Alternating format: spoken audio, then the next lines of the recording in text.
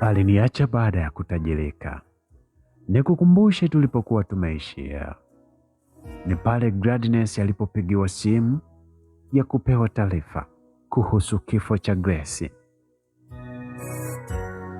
Basi kama hukuwa nami kipande cha 6, hakikisha unasikiliza kuanzia mwanzo hadi hapa tulipo kipande cha 7. Kubwa ni kuhakikisha tunafika mwisho na tamati ya simulizi hii.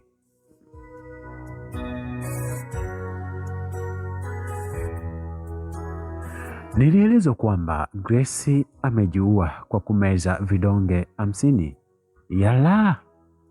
Hii ilinishtua mno. Sikuamini ninachoambiwa.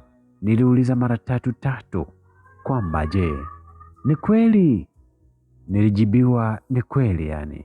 Niliishiwa na nguvu kabisa kwa sababu nilitoka hapo mchana tu kumpeleka kwao na kuongea na baba mkubwa. Iweje sasa na alifio kwamba kajiua tena kameza vidonge 50? Nilihisi kuchanganyikiwa. Ilibidi nimjulishe mume wangu na ikabidi tuende mbio na gari hadi kwa baba mkubwa na kuuliza kulikoni. Ndio nikathibitisha ni kweli. Nilipelekwa hadi chumbani mwili ulipo. Kucheki tu, Yesu wangu, alikuwa ni Grace. Nililia mno, maana ndo kwanza tulitoka kupatana na kumaliza tofauti zetu kama ndugu. Hakika niliumia sana mwenzenu. Ndo baada mwili ukabebwa mpaka mochwari kuhifadhiwa na kusubiri taratibu nyingine. Basi pale watu walikuwa wakilia. Ndo nikaelezwa chanzo cha Grace kujiua, kwamba baba mkubwa kumbe hakumsamehe kama alivyohakikisha wakati nilipoenda kumwombea msamaha amrudishe binti, bali aliendelea kumtukana na kumtolea maneno makali sana, na Grace akaona bora ajiue tu. Usiku tuliondoka na mume wangu hao hadi nyumbani. Kulipokucha ndo tukaenda. Kulikuwa na kikao cha mipango ya mazishi ambapo ndugu na jamaa na marafiki tukakusanyika na tukapanga jinsi ya kumstiri mwenzetu. Na baba mkubwa alikuwa akilia kinafiki kwamba alimpenda sana mwanaye, hajui kwamba nini kimefanya kajiua. Alikuwa anadanganya watu, huku ukweli ukijulikana kwamba yeye ndo kasababisha mpaka binti yake akajiua kwa kunywa vidonge. Ghafla kwenye kikao cha mipango ya mazishi kwamba naumia sana mwanangu, kafariki tena kajiua, na nilikuwa nampenda sana, ila kuna shetani hapa ndo kasababisha kifo cha mwanangu. Kila mtu alibaki kuduaa na kujiuliza kwamba shetani yupi huyu baba mkubwa anamaanisha, ambaye ndo kasababisha mwanaye kunywa vidonge na kufa. Ghafla baba mkubwa alinyosha kidole kwangu na kusema kabisa, ni wewe Gladi, wewe ndio sababu ya mwanangu Grace mpaka kujiua. Kila mtu alianza kunikodolea macho na wengine pale kikaoni wakanigeukia kwa hasira na kunitizama kwa makini sana na kwa hamaki. Baba mkubwa, unamaanisha nini? Niliuliza kwa mshangao. Nachomaanisha kwamba wewe unahusika na kifo cha mwanangu, maana alikimbilia kwako na ukamrudisha na akaja akajiua kwa kunywa vidonge, alisema baba mkubwa, huku ikionekana kwamba ananipakazia ili afiche uhusika wake juu ya kifo cha mwanaye. Niliona isiwe tabu na sipendi kupakaziwa. Nilisimama na kuanza kueleza watu pale, maana nilikuwa nishapandwa na hasira. Nilielezwa mwanzo mwisho na ukweli na maneno ya baba mkubwa aliyekuwa anamtolea binti na jinsi alivyokuwa kusababisha hadi Grace akajiua ukweli utabaki ukweli tu. Watu walijua ukweli wote na wote wakaniunga mkono na kuanza kumpasha baba mkubwa kwamba yeye ndo kachangia kifo cha binti yake na kwamba atalaaniwa milele, na hawakujua. Sikujua we baba una roho mbaya hivyo, unamtolea binti yako maneno machafu hivyo na kumwambia bora afe tu. Hii kazi kweli.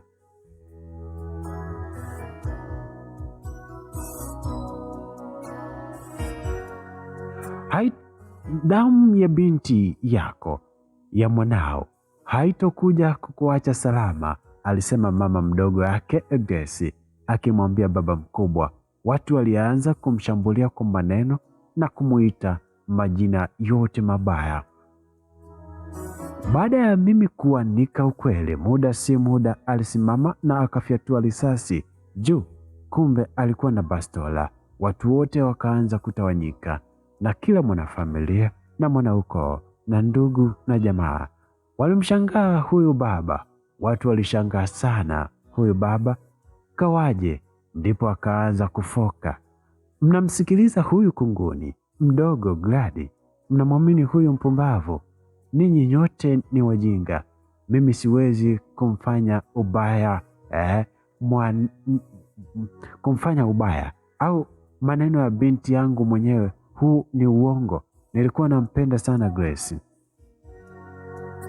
Gladi yupo sahihi. Wewe ndo ulisababisha dada Grace akanywa vidonge akafa. Nilisikia ukimfokea na kumsimanga na kumwambia kwa nini asife tu. Yaani alichokisema Gladi ni sahihi. Mimi nashinda hapa nyumbani. Ni kweli baba alikuwa anamfokea, kumsimanga na kumtukana Grace toka afukuzwe chuo akapata ukimwi na mimba ikatoka. Dada Gladi kasema ukweli mtupu. Yalikuwa ni maneno ya msichana wa kazi kwa baba mkubwa. Basi majibizano yaliendelea sana, huku familia, ndugu na jamaa, mipango ya mazishi ikageuka mzozo, na wanafamilia, ndugu na jamaa wakamshambulia na kumtuhumu baba mkubwa kwa uhusika aliyosababisha kifo cha mwanae. Ondokeni nyumbani kwangu, ondokeni nyie wote, ni washenzi, tokeni nje. Nasema tokeni nje, na geti muondoke haraka. Nasema ondokeni, alisema baba mkubwa akiwafokea na kutaka watu wote waondoke. Baada ya yeye kuomboka, ukweli kujulikana. Hatuondoki hata utuue, hatuondoki. Na wewe bwana, fanya ufanyavyo, hatuondoki. Watu walimtakia na kusema hawatuondoka. Ndipo akapandwa na hasira na akanifata kwa hasira pale mbele ya umati na bastola na kuniambia, kwanza wewe ndo chanzo cha haya yote. Nataka nikuue na kuua mwanaharamu wewe, binti shetani mkubwa wewe. Nataka ukawe kabule na kuua sasa, aliniambia baba mkubwa. Baba mkubwa kumbe alikuwa anainua kweli. Alianza kujiandaa kunifyatulia risasi. Watu wakapiga mayowe na kumsihi aache. Hakuacha. Mume wangu Joshua ndo akawahi ili aniokoe, lakini risasi 2 zikafyatuliwa na kumpiga yeye, kwani Joshua alikimbilia na akanikinga yeye. Zile risasi zikampiga yeye. Badala ya kuniua mimi, akaanguka yeye pale chini, damu ikaanza kuchirizika. Ndipo maisha haya yakaendelea kuwa maisha magumu. Sitosahau kabisa hili jambo. Joshua alianguka na damu zikaanza kumchuruzika. Watu walianza kupiga mayowe pale na kumwambia na kumuuliza baba mkubwa kafanya nini. Baba mkubwa naye alishtuka hadi akaitupa ile bastora chini, kuanza kubaki ameduaa kwamba kaua kweli. Nilimwinamia na kuanza kumshika Joshua nikimlilia na kumwambia, usife mpenzi, usife jamani, usife mpenzi. Nimemaliza mwendo, aliniambia Joshua. Gadi anasema nilijikuta nikipiga kelele na ikabidi gari ichukuliwe ili akimbizwe hospitali. Wakati gari inasogezwa, nilipandwa na hasira sana kumfata baba mkubwa kwa hasira na kuanza kumshambulia kwa mateke na mangumi mpaka akaanguka chini na kuzimia, huku akitokwa damu puani. Hakuna aliyenizuia, maana kila mtu alikuwa ameshachanganyikiwa juu ya ushetani wa baba mkubwa kwa kumpiga risasi Joshua.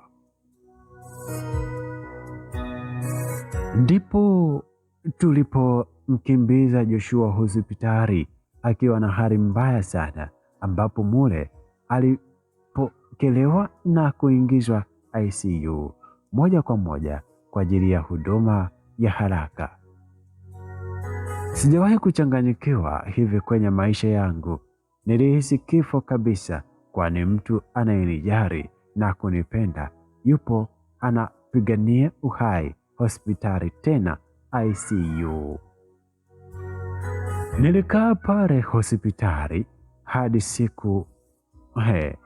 usiku ukaingia, na kulipokucha ndipo madaktari wakasema hali yake ni mbaya sana, na hivyo anahitaji damu ambayo walidai pale hospitali imeisha kutokana na yeye kuwa na marafiki wa kutosha. Alichangiwa damu alipofika sasa saa 5 asubuhi.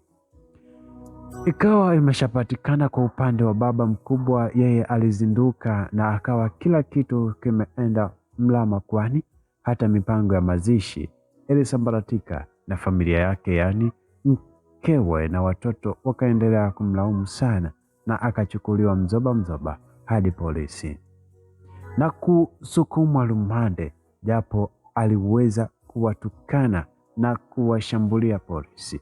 Walikwenda kumkamata. Ndipo nilipiga simu na kumwambia mama mkubwa kwamba mume wangu akifa kwa sababu ya risasi alizopigwa na mumewe, basi na yeye atakufa na nitateketeza familia yote, nitasahau kama nina undugu nao. Tulisimama kama familia ya mume wangu, mawifi na ndugu, tukimwombea Joshua apone na asife, kwani baada ya siku moja daktari alisema atahitaji kuja kufanyiwa operation ya kutolewa hizo risasi mwilini. Ilichukua siku 9 ndio akatoka ICU na akaweza kufungua macho. Ilikuwa imepita siku 9 toka apigwe risasi na bila kuweza kujitambua, na akiwa nusu ya kifo na nusu ya uhai. Huo wodi ya wagonjwa mahututi, yaani ICU. Hapo kwa mara ya kwanza toka apigwe risasi ndo nikamwona akiongea japo kwa tabu, masikini mume wangu Joshua. Nilitokwa na machozi huku nikimshukuru Mungu kwa kumfanya walau nimwone akiwa hata kuongea japo kwa shida. Nilimuwazia baba mkubwa, nikaona lazima auze jela.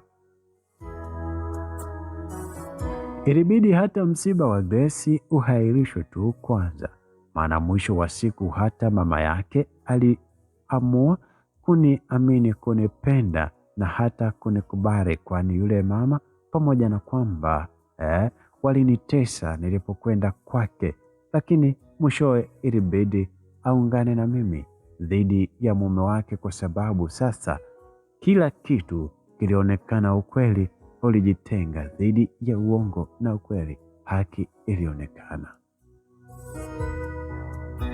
Joshua aliendelea kupata nafuu kabisa. Sasa ikawa inatakiwa afanyiwe operation ya kutolewa hizo risasi 2 mwilini mwake, na baada ya kama siku ya 3 hivi alikuwa akifanyiwa operation, akatolewa risasi mwilini na akaenda kubaki hospitalini hadi mwezi mmoja. Mambo ambapo alikuja yalikuwa yanaenda wasaa kama vizuri. Kutoka rasmi hospitali ilichukua mwezi mmoja. Alikuwa amepona kiasi cha kuweza kutembea na kila kitu, ila tuliomba arejee nyumbani kama ni mengineyo awe anahudhuria hospitalini. Aliporejea nyumbani ndipo na familia kwa baba mkubwa tukapanga mazishi ya Grace, na hatimaye siku ya mazishi ikafika. Tukampumzisha mpendwa wetu Grace makaburi ya Kinondoni. Hiyo kumbuka ni mwezi umepita. Hakika maisha hayana thamani jamani. Mwisho wa Grace ukawa ndo hivyo. Ikasema wazi kwamba marehemu alikufa kwa kujua na kunywa vidonge, na marehemu akiwa kafa akiwa hana hata mtoto. Da jamani, maisha haya acheni tu, ndo maisha. Grace yakaisha hapo hapo. Ndio kesi ya baba mkubwa kwa kosa la kumjeruhi mume wangu kwa risasi ikaanza kulindima mahakamani. Ndipo kesi ikatajwa, baba mkubwa akasomewa mashtaka na kuyakanusha na akarudishwa rumande wa upelelezi ukaendelea, na kesi ikaahirishwa hadi siku nyingine, ambapo ilichukua zaidi ya wiki 2 kutajwa tena. Ndipo baada ya wiki 2 kesi ikatajwa tena, ambapo mshtakiwa baba mkubwa alisomewa mashtaka ya kumshambulia Joshua mume wangu kwa risasi. Pia baba mkubwa alikuwa na kesi nyingi, kwani aliwashambulia na kutoa lugha ya matusi askari polisi wawili.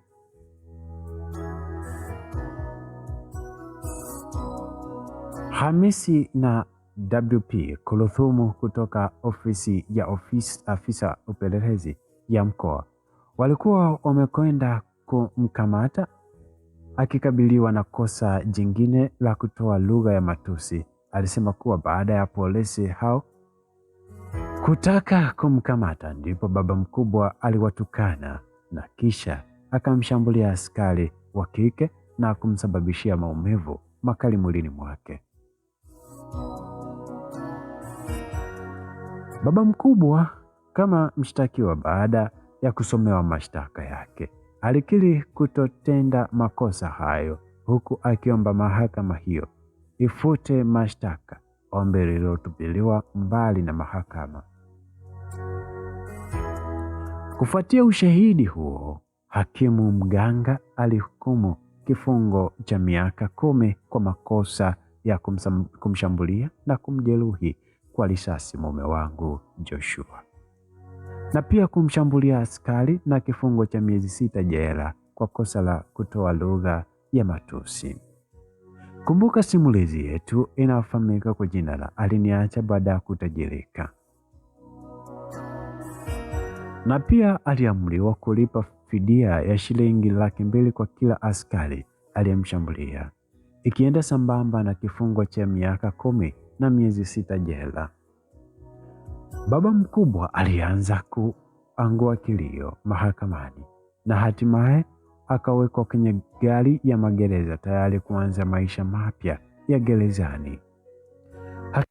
Mahakama ilitenda haki kabisa na uprofesa wake wa chuo kikuu. Kweli sheria ni msumeno, hukata huku na kule. Ndipo mimi na mume wangu maisha yakaendelea, lakini maadui zetu Irene na Brian waliendelea kujipanga ili waweze kutumaliza au hata kutuachishwa. Wawili walikuwa wanaenda kwa waganga kila kuchwapo ili tu waweze kutusambaratisha. Ndipo siku moja, siku hiyo tukiwa tumekaa nyumbani tunaangalia TV, mida ya usiku akaja bundi hadi dirishani akitoa sauti za kutisha sana. Tulijaribu kutoka nje kumfukuza, lakini wapi, muda sio muda alirejea na akawa yupo kajining'iniza kwenye kamba kuanika nguo, akaendelea kulia. Nilijiuliza ni bundi wa aina gani huyu na anataka nini? Ndipo nikatoka nje nikachukua fimbo ili nimpige nayo, ila ile kitendo nampiga tu akakimbia akaingia ndani hadi sebuleni. Nikamuuliza mume wangu, Joshua, hii hali haijakuwa shwari tena kuiona hivi? Akadai mwenyewe anashangaa tu. Tukaanza kufukuzana na bundi kumpiga, tukafungua madirishani, hatimaye akatoka dirishani akatoweka. Bundi kung'ang'ania ndani. Nilibaki nikiduaa sana na kujiuliza. Ilibidi tuombe sana na kukemea, mimi na mume wangu, na tukaondoka hadi chumbani tukalala. Ile hali ikapita kama siku 2 hivi. Siku ya 3 yakaibuka tena mapya. Mwenzenu nyumbani, nimekaa nje nafua, akaja paka wa ajabu sana. Huyu paka alinishangaza, maana alikuwa anakuwa mdogo, yani atajikunja na kuwa mdogo kiasi cha kuweza kujificha chini ya majani. Nilikemea na kuanza kuomba mbele yule paka, huku nikimfukuza. Akakimbia kwa jirani. Alipofika kwa jirani, alikuta vifaranga vya kuku, na hapo badala ya kula anakamata vifaranga, anatoboa na makucha yake na kunyonya damu pale pale. Akawa ameshanyonya vifaranga 4 damu. Basi wakaanza kufukuzana na paka akatoweka kwa mazingira ya ajabu. Siku iliyofuata nikatoka nikamwacha mwanangu Maureen nyumbani. Huyu ni yule niliyezaa na Brian. Haya sasa, nilivyoondoka tu yule paka akaonekana tena nyumbani, na safari hii akakimbilia sebuleni. Binti yangu akapambana na paka, akadhani ashakimbia. Kumbe yule paka alikuwa akajificha chini ya masofa, maana akijaribu kumfukuza yule paka anavimba, anakuwa mkali kama anataka kuruka mtu. Alikimbizana naye hadi akachoka, akahisi labda amekimbia. Nilivyorejea, Maureen aliniambia kuhusu hilo jambo, akasema anadhani paka atakuwa kakimbia. Basi tukaendelea na mambo mengineyo. Jioni mume wangu alivyorudi, ilikuwa saa 1:30 hivi usiku. Wakati anatoa hela mfukoni, si akadondosha sarafu, ikaondoka hadi chini sofa, ikainama ile aiokote ile kuinama na kuangalia chini ya sofa. Yesu wangu, kulikuwa na yule paka anawaka macho rangi ya bluu, utadhani tochi. Mume wa Glada alinyanyuka akatamka kwa kuhema, yule paka yupo humu tena, leteni panga. Wote tukachukua mapanga na fimbo, tukaanza kupambana na paka. Sijawahi kuona ile hali ya paka analuka, anataka kuuma watu, anavimba, anakuwa mkali na mkubwa saizi ya mbwa. Tulianza kumshambulia paka kwa fimbo, lakini ghafla mapanga tuliona hayasaidii. Ilibidi mume wangu akachukua jambia na akalipaka maji tuliopewa kwenye maombi. Alinyanyua jambia na kumlenga yule paka. Jambia likamkata paka vipande viwili na akafa pale pale. Tulitoa mwili wa yule paka nje na kumchoma moto na tukaacha aendelee kuteketea. Na tulivyorudi baada ya dakika chache tu, tukakuta kwenye ule moto hakuna kinachoungua na moto unajiwakia wenyewe. Tulistajabu sana. Hakika kila mtu alishangaa, sio mimi, sio mwanangu, sio mume, tu. Wote tulishangaa. Nilianza kusikia nikihisi kabisa Brian na yule mwanamke wanahusika, maana kuna maneno waliniambia watu kwamba na bado huo ni mwanzo tu. Tutaendelea kuwashughulikia Glad na Joshua mpaka wajute. Maisha yakaendelea, ambapo ndipo Maureen binti yangu akiwa anatoka shule, siku moja akakutana na huyo baba yake aliyemkana, yani Brian.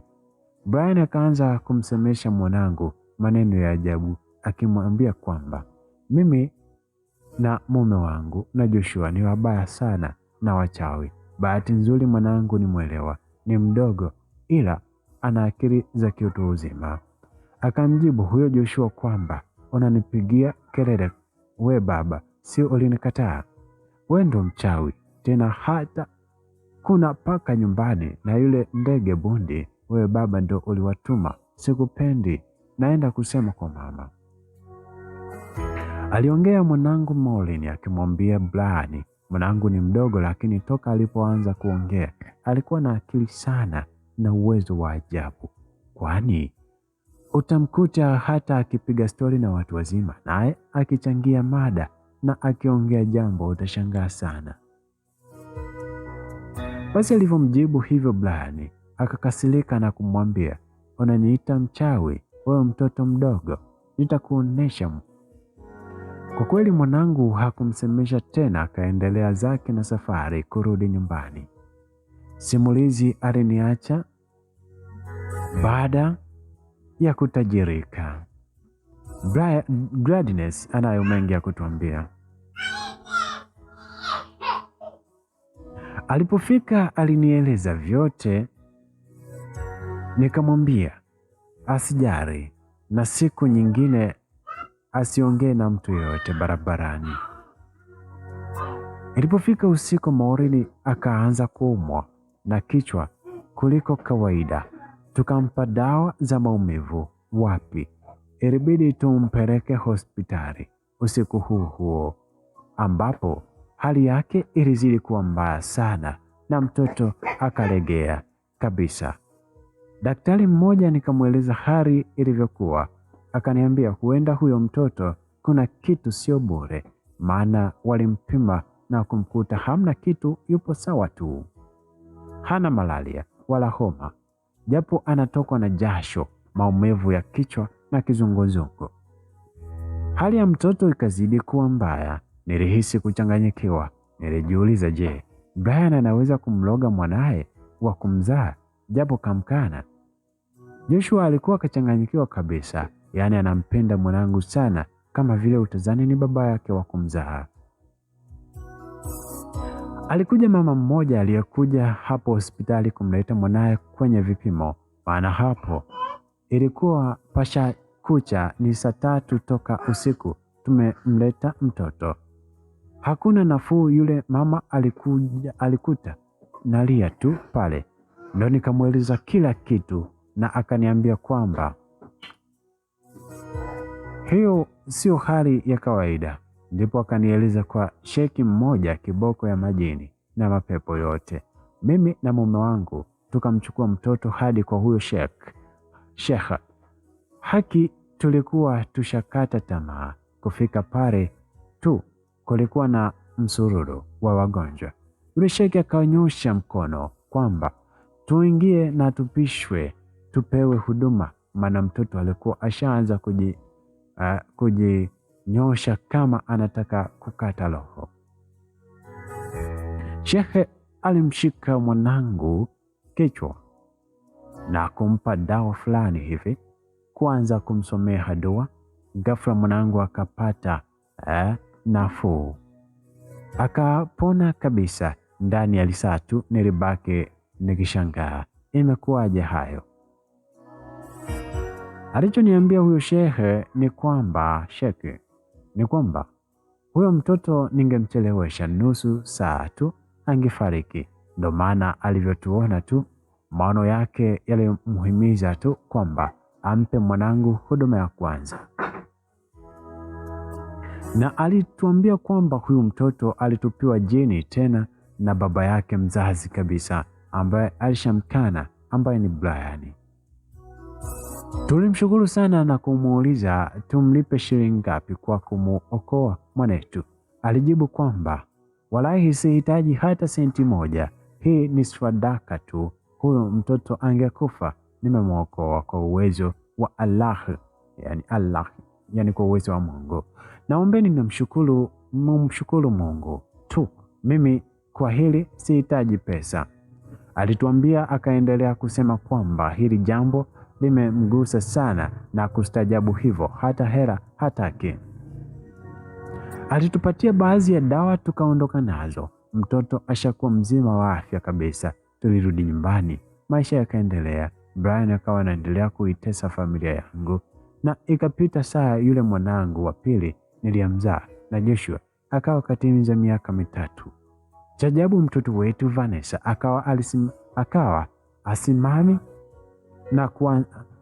alisimama na kuanza kutembea toka akiwa na miaka 2.5, lakini cha ajabu ghafla akashindwa kutembea na kurudi kutambaa. Nilijikuta na shangaa, mtoto anaongea lakini anatambaa tu, wakati mwanzo alikuwa anatembea kabisa. Tukaangaika mahospitalini na kila mahali, wapi, mpaka mtoto akatimiza miaka 3 akawa hatembei, anatambaa tu kama mlemavu.